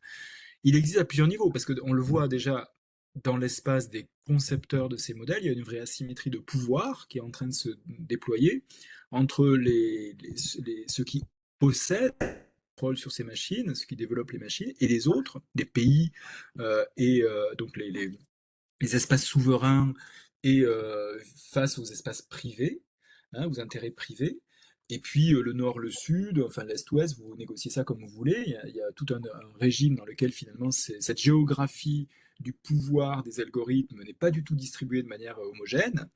Et bien sûr, à beaucoup plus petite échelle, à notre échelle, il va falloir être très très très très très prudent, justement, pour de donner à ceux qui en ont le plus besoin, et c'est pas forcément les plus capables intellectuellement qui en ont le plus besoin. À mon avis, tout le monde en a besoin, hein, mais justement à faire très attention que ceux-là même qui pourraient être passés à travers les mailles du filet ne soient pas abandonnés. Donc là, il y a un véritable. Enfin, tu as tout dit, hein, de toute façon, Sylvane, je vais répéter ce que tu as dit, donc c'est pas la peine, mais former les profs très tôt, hein, donc, et donner à travers souvent des exemples, des grilles d'utilisation. C'est vraiment pré-mâcher le travail pour qu'on n'ait pas peur. Quand on est prof, parfois ça fait peur, la machine, l'algorithme, c'est des mots compliqués, qu'on puisse s'en saisir. Et les élèves, en général, ils suivent assez vite. Moi, c'est mon expérience aussi, là, faire des choses dans les banlieues ici aussi, ça marche bien, en fait, parce qu'ils voient que ça fonctionne. Pour peu qu'on trouve, on fait du rap, on fait des trucs, le rap, c'est toujours le gimmick, là, mais on fait des trucs plus créatifs, par exemple, et ça accroche. Et à partir de là, on voit que il y a eu une appréhension assez rapide de l'étudiant, par l'étudiant de ces outils-là. Mais c'est un vrai enjeu, effectivement, la symétrie et la manière dont ça va être appréhendé par toutes les populations. Alors, je sais pas, vous avez peut-être des commentaires d'ailleurs dans le groupe là, parce que je pense que plein d'entre vous, je vois Xavier là qui est en haut de ma liste là, peut-être des choses complètement aussi, à mon avis, tout à fait utiles à ajouter, ou d'autres, bien sûr, tout le monde. Euh, alors, puisqu'on me tend la perche, moi, de cet exposé et de ce que je connais aussi de l'intelligence artificielle, je mets intelligence-artificielle, hein, pour qu'il n'y ait pas de malentendu. Mhm. Le maître mot, c'est prudence. On a parlé d'enseignement, et notamment d'enseignement dans le supérieur. Alors, contrairement à une idée reçue, dans l'enseignement primaire et secondaire, les professeurs des écoles ne sont pas des buses en informatique, loin s'en faut. D'ailleurs, certains savent très bien s'en servir avec les réseaux sociaux et autres méthodes pédagogiques. Et je crois que depuis plus d'un an, il y a un groupe, un ou plusieurs groupes, enfin, je crois qu'ils sont emboîtés les uns dans les autres, qui travaillent sur le sujet intelligence artificielle et esprit critique dans l'enseignement. Et là, on parle de l'enseignement aux enfants.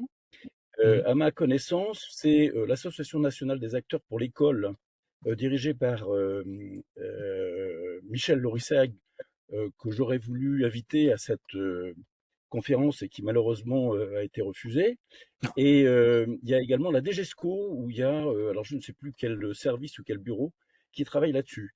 Donc si vous Mhm. ne les connaissez pas déjà, je vous encourage à les, comment dirais-je, à vous rapprocher d'eux pour Ouais. approfondir ce délicat sujet de l'utilisation raisonnée Mhm. et prudente, j'insiste sur le mot prudente en majuscule, Mhm. de cet outil qui n'en est qu'à ses balbutiements.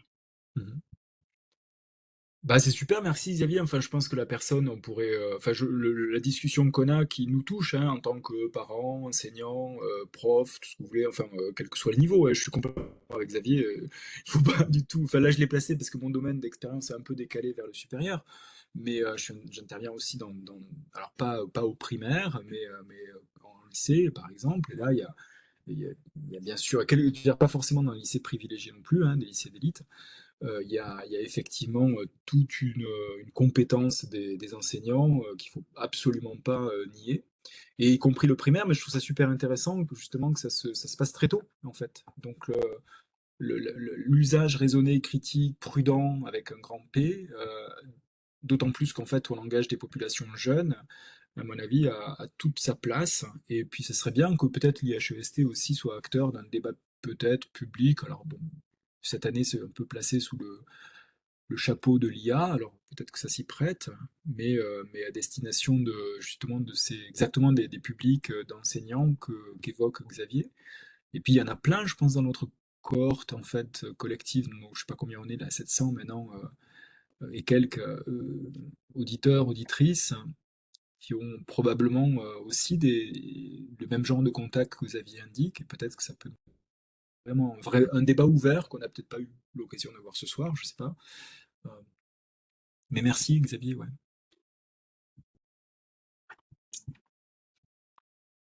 Moi, je m'interroge beaucoup sur la l'importance, le formatage que constitue le fait de poser des bonnes questions. Et comment est-ce qu'on acquiert à la fois les techniques de la bonne question et en même temps la distance par rapport à la façon où la machine nous invite à le faire. Ouais. C'est marrant parce que ce truc de quand les ChatGPT et compagnie sont sortis et sont devenus populaires, tout à coup on a inventé des nouveaux métiers. Il y a eu le prompt engineer, ils appelaient ça en anglais. Donc l'ingénieur de requête ou d'invite. Si on fait la traduction en français, c'est bizarre, mais en fait c'est comme ça. Donc la personne qui serait capable d'utiliser, de maximiser les bons usages, hein, d'optimiser les questions pour en ressortir quelque part les réponses les plus pertinentes le plus rapidement possible. Et là aussi, ce sont encore une fois négociés tout un tas de protocoles d'interaction vers non pas simplement une question, mais un enchaînement de questions. Il y a des méthodologies de.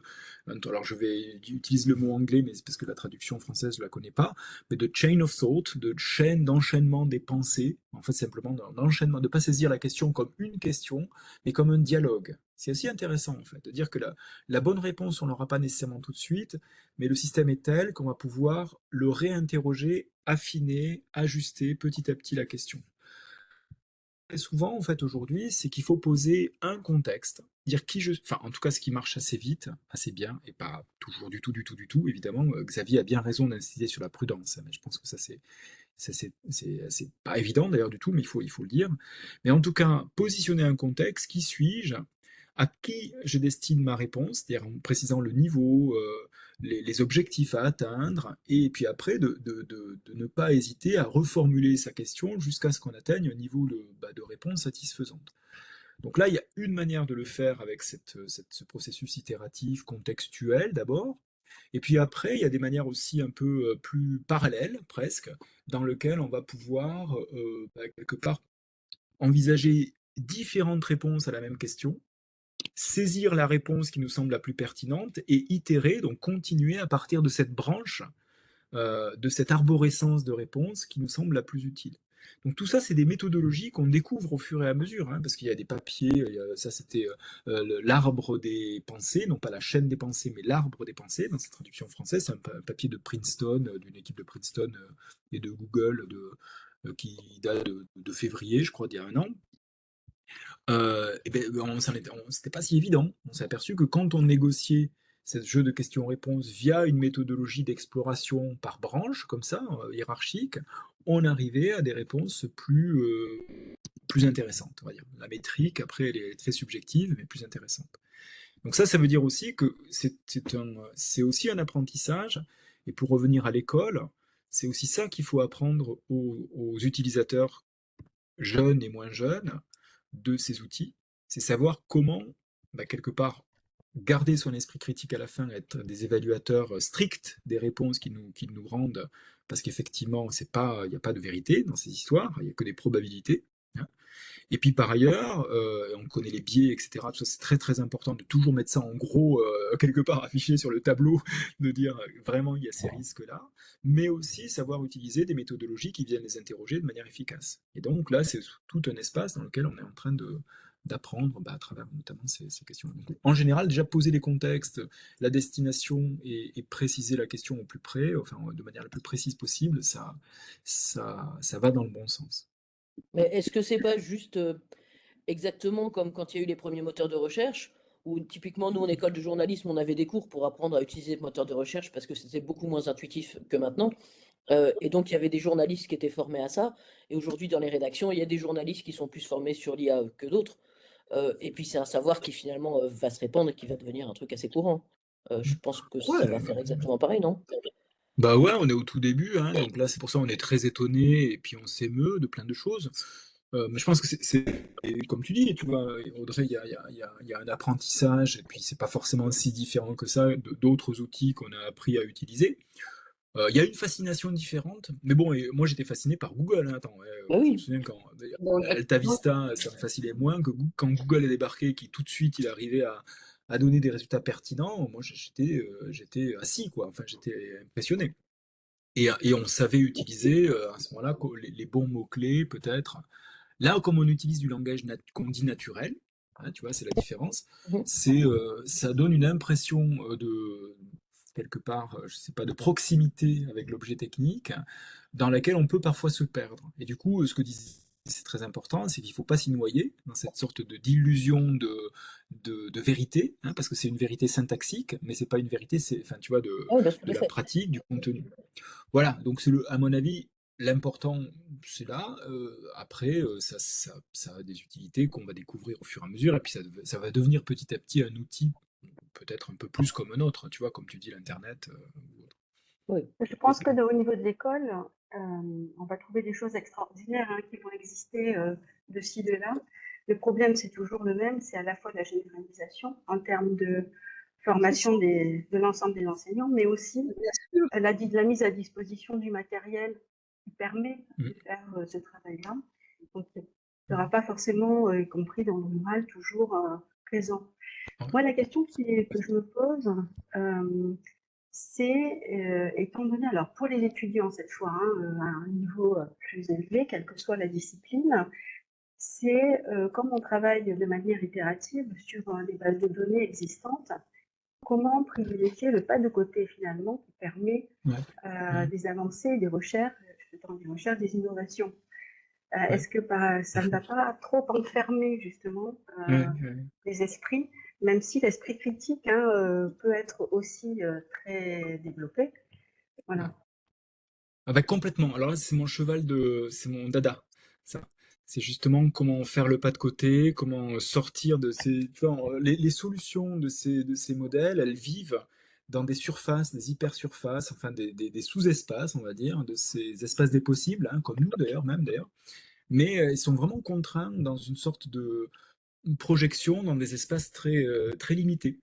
Et la créativité, c'est souvent sortir, faire le pas orthogonal, sortir à 90 degrés justement de cette surface dans laquelle on se déplace la plupart du temps. Comment le faire avec ces outils? C'est pas du tout facile parce que ils sont pas faits pour ça. Ils sont faits pour reproduire. Donc leur fonction, leur métrique de qualité, on leur a tapé sur la tête comme à des petits moines zen là, quand ils s'endorment pour méditer là, pour justement qu'ils reproduisent au plus près des choses qu'ils ont vues. Donc c'est pas forcément une invitation à la créativité. C'est une fois, on peut être créatif en explorant des niches, hein, bien sûr, dans cette sorte de ce qu'on appelle une variété, en fait, ces sous-espaces là. Mais c'est pas forcément les modalités plus créatives où, par exemple, tout à coup, moi je donne cet exemple souvent avec les trucs artistiques, si on avait appris un modèle générateur d'images, par exemple, à produire des images sur la base de toutes les œuvres produites avant le XXe siècle, vous voyez, toutes les œuvres du 19e, etc., et que tout à coup, la machine, elle nous sorte un pixel bleu, on va pas dire c'est la révolution, on va pas dire c'est la révolution artistique, c'est Klein, ouais, Yves Klein là tout à coup a fait son truc. Non, on va dire il y a un bug. Et en fait, si on voit ça, on va pas le voir comme une révolution, on va le voir comme une erreur. Donc nous-mêmes, en tant qu'évaluateurs de ces systèmes, on est aussi contraints en fait par le passé, hein, de ce qui était la réalité du passé, et on s'y calque d'une certaine manière pour en nous empêchant peut-être de saisir la nouveauté, l'extraordinaire, le pas de côté. Donc aujourd'hui, par exemple, moi une question que je me pose, ça fait partie des ateliers qu'on développe avec des mathématiciens, mais aussi des philosophes, des sociologues de la technique et d'autres, ou des artistes d'ailleurs, c'est comment justement on peut fabriquer des machines qui font des conjectures, qui posent des questions, des bonnes questions qui vont nous... En mathématiques, vous savez, les conjectures, c'est souvent on n'a pas la réponse, on a des intuitions, et on se dit, ben, on va postuler quelque chose qu'on n'est pas capable de prouver. Si c'est suffisamment intéressant, ça va motiver toute une cohorte de matheux à essayer de s'attaquer à cet Himalaya, hein, ce mur de granit, pour essayer de, ben, quelque part d'y répondre. Si c'est pas du tout convaincant, ça n'intéresse personne, on s'en fout. Par contre, si la question est bien posée, c'est extrêmement riche. La question est peut-être plus importante, pas que la réponse, mais presque. Parce qu'elle invite finalement à explorer tout un espace. Donc là, c'est aussi, je pense que c'est une vraie question de déplacer le curseur de modalités de réponse automatique. On sait relativement bien faire avec quand on a la base d'entraînement suffisamment riche, à peut-être des formulations d'hypothèses, peut-être.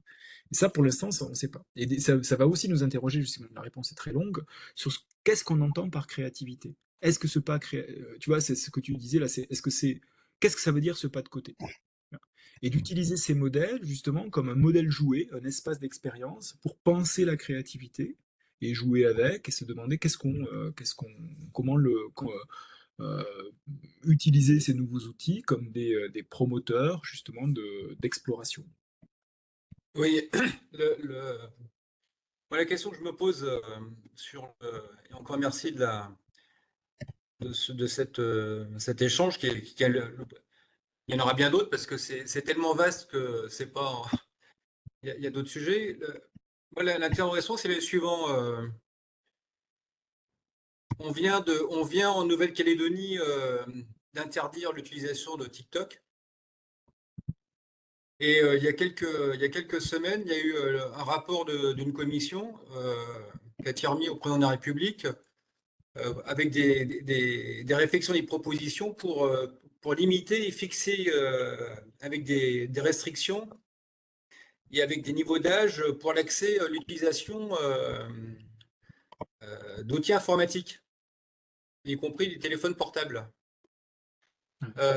Et la question que moi je me pose, enfin c'est pas une question que je me pose d'ailleurs, mais c'est que sur le développement de l'intelligence artificielle, il y a une vraie urgence à fixer un encadrement et des règles et des limites. Des règles et des limites. Et ça, c'est fondamental et qui ne relève pas uniquement du corps enseignant ou entre guillemets des soi-disant spécialistes. Donc c'est un Non, sujet de non, fond. ouais, complètement. C'est vrai que c'est pour ça on a besoin d'un vrai débat public sur ces questions. Parce que c'est justement, ça nous engage tous. C'est pour ça que le mot démocratique, c'est un peu galvaudé, tous ces trucs-là. Mais il faut pas avoir peur non plus de Viséo, je dirais, parce que les enjeux sont massifs. Et justement parce que c'est des machines à penser, en fait, à penser le monde. Tu vois, cette délégation à la machine d'un espace cognitif qu'on avait l'habitude de considérer comme nous, l'apanage de l'humain, comme la créativité d'ailleurs, ce que disait justement. Alors j'ai pas eu le prénom de la personne juste avant, mais c'était très important. En fait, on considère qu'on est créatif, mais qu'est-ce que ça veut dire pour de vrai? On considère qu'on est des filtres critiques, tu vois, qui sont capables d'absorber de l'information et de prendre acte de cette information pour décider en conscience, mais qu'est-ce que ça veut dire?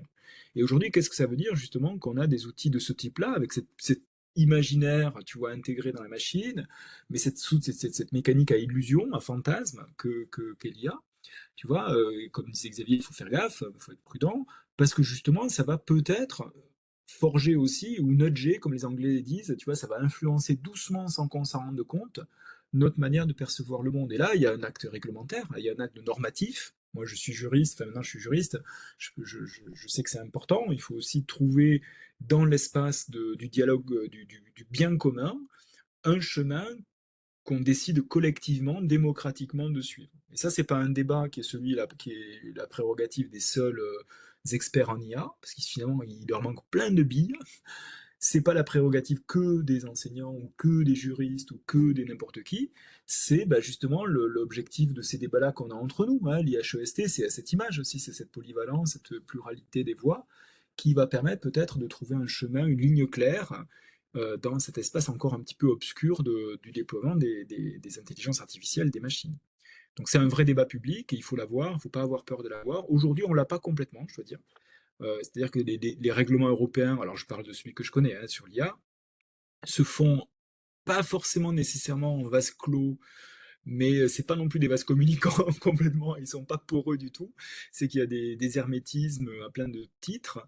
Il y a des lobbies en acte, y compris des lobbies nationaux. C'est la France qui veut promouvoir un certain type d'acteurs économiques, l'Allemagne un autre, etc., qui vont agir comme des leviers de négociation juridique pour faire ces articles, ces lois. Et ça passe pas complètement dans le public. En plus, on nous dit, bah oui, c'est tellement compliqué, on peut pas ouvrir ça peut pas ouvrir le débat au public. Moi, je suis pas d'accord. En fait, je pense que il y a rien qui est trop compliqué pour qu'on ne puisse pas essayer au moins d'en parler. Et au fond, ces systèmes, pour les avoir enseignés depuis longtemps maintenant à des non-spécialistes, pour peu qu'on fasse un peu l'effort, ils sont pas si compliqués que ça non plus. Quel que soit le niveau technique qu'on vise, c'est pas si compliqué que ça. Donc, moi, j'ai confiance que tout le monde puisse comprendre et au moins se saisir des enjeux les plus importants, tu vois, en termes pas que éthiques, d'ailleurs, commerciaux aussi, c'est très important, faut pas l'oublier, c'est une industrie. et, et pour qu'on puisse trouver justement un équilibre. Mais ouais, ouais, complètement.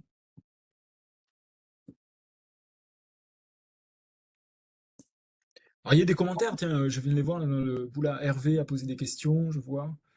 Hervé, je sais pas si tu es encore là, parce que du coup, si tu veux interagir peut-être à l'oral, ce sera plus simple. Il est peut-être parti d'ailleurs, Hervé, là, je sais pas si tu es là. Ah ouais, ok. Bon, parce que Hervé posait des questions autour du plagiat, je fais machine arrière. Euh, on peut être plagiaire sans le savoir, alors effectivement, ça serait.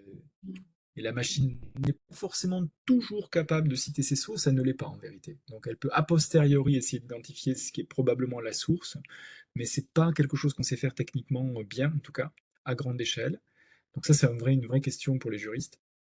Et donc là, il y a aussi des fonctions de transparence qui viennent négocier le secret des affaires, enfin qui viennent quelque part être en friction parfois avec des mécaniques économiques hein, qui permettent à ces systèmes d'être valorisés et puis de pouvoir aussi maintenir un espace compétitif hein, pendant un certain temps au moins.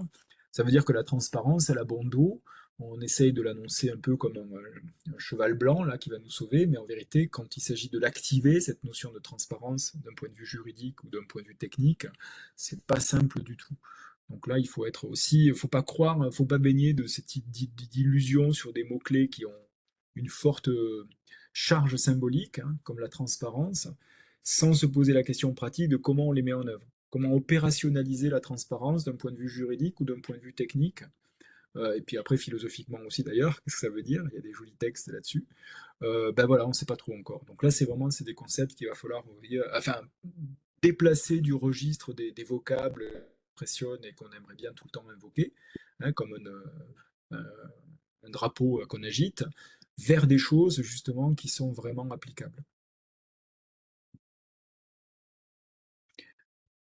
Voilà, alors il y avait voilà, des mots gentils, et puis je ne sais pas si je vois d'autres questions.